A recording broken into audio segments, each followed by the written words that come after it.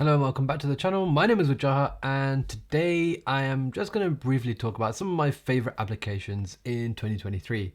Now for those of you who are new here, I make a lot of DeFi content, so feel free to go through the channel and go through a lot of the previous videos that we have covering lots of the protocols that I'm actually going to mention today. Now, we're going to mention 5 today. If you guys like the video, I might do a part 2 and showcase some of the other applications that I'm pretty keen on at the moment. And so yeah, let's just kind of jump straight into it. I've got 5 applications I'm going to show you. They're on different chains, but predominantly the common ones like Ethereum, Arbitrum, Optimism. Yeah, those are the main 3 really that I like to use these days. So yeah, we'll start off with number 1. Y2K Finance. Y2K Finance is a project on Arbitrum. They have these peg derivative products, and essentially you can buy or sell stablecoin or asset insurance, especially those assets that are pegged to other assets, for example, STETH.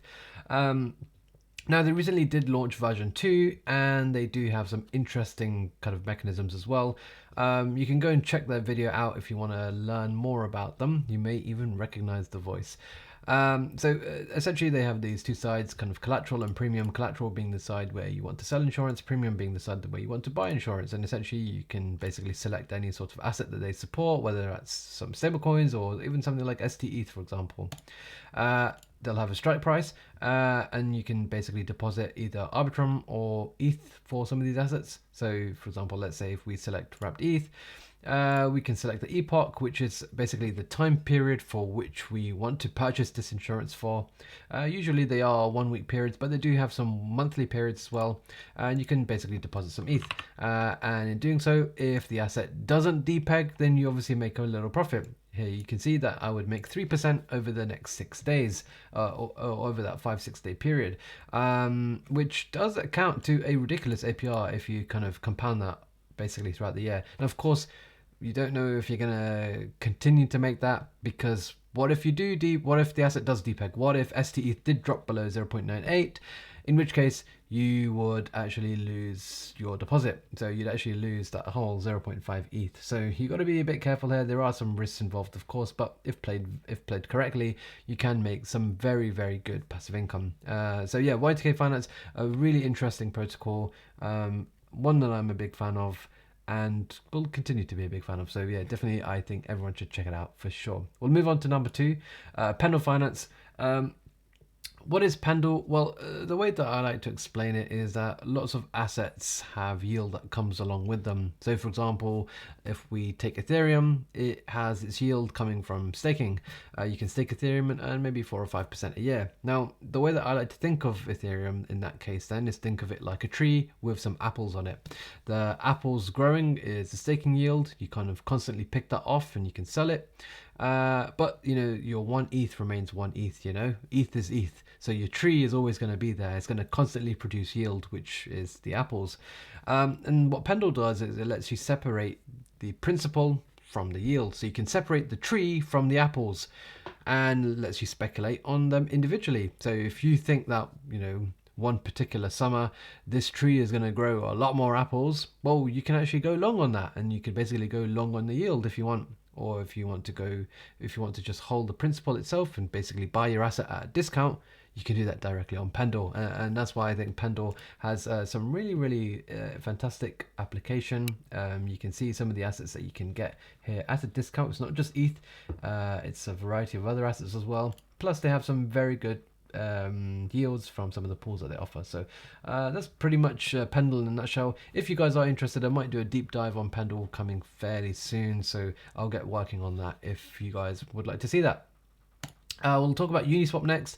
Uniswap everyone knows about, so why the hell am I talking about it? Well, I think I'm talking about it because Uniswap version 3 is, for me, one of the most amazing things that we have in DeFi, and the ability to have concentrated liquidity basically supercharges your yield, and the fact that there isn't any feature means that Uniswap is very profitable for LPs. Of course, it does come at the expense of the token holders, because who the hell cares about the Uni token? I personally don't, but I'm happy to farm the hell out of everything on Uniswap because the yields are so good, especially if you can concentrate your liquidity very well. it's amazing. I do have a video about Uniswap version 3 and concentrated liquidity, so go and check that out. I'll try and leave it in the description, but if not, just go and watch it. It's on the channel. You can find it. And I basically explain how Uniswap version 3 works, concentrated liquidity, how to basically set up a position, blah, blah, blah, blah.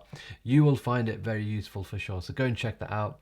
Number 4, Conic Finance. Conic is a protocol built on top of Curve. And I do have a deep dive on Curve. So if you want to learn about that, go and watch that one. But essentially, Conic offers these omnipools, and these omnipools come in the form of 5 different assets at the moment. And essentially what happens is, let's say you've got one of these assets, you can deposit it into one of these omnipools, and your USDC, for example, will go into these different curve pools. So you're actually able to earn the yield from these 5 different pools. And at the moment, it's offering a very decent yield, predominantly because of Conic emissions, but you can see the recent addition of Curve USD, which is a pretty nice 17% APR.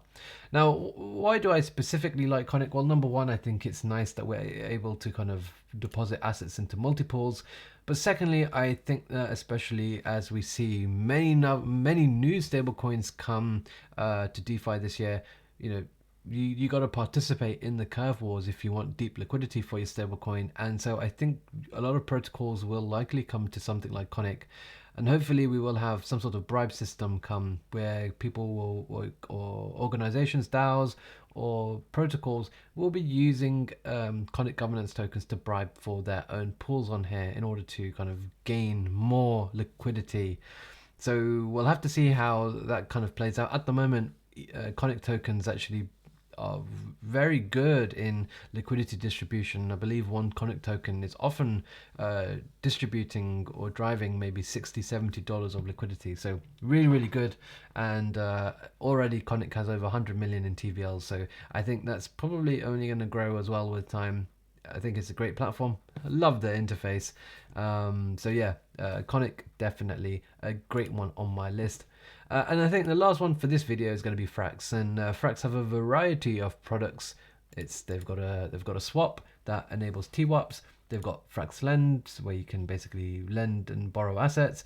They've got a inflation-resistant stablecoin. They have one of the best liquid staking derivatives, in my opinion, with Frax ETH and staked Frax ETH, where you can earn some of the best yields around.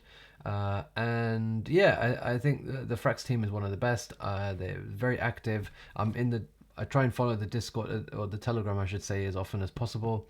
And I think Frax do have some really interesting things coming out pretty soon, so stay tuned. We're probably going to see version 3.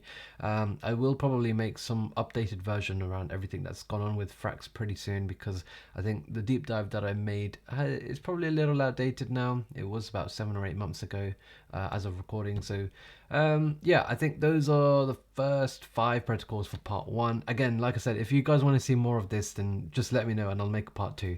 But yeah, those are some of the 5 protocols that I'm really enjoying in 2023. Of course, there's many others as well, but yeah, just wanted to showcase them to you today. You can check them out yourself. Let me know if you've got any questions about them. Smash the like button, subscribe to the channel, and I'll be back with plenty more content in the near future.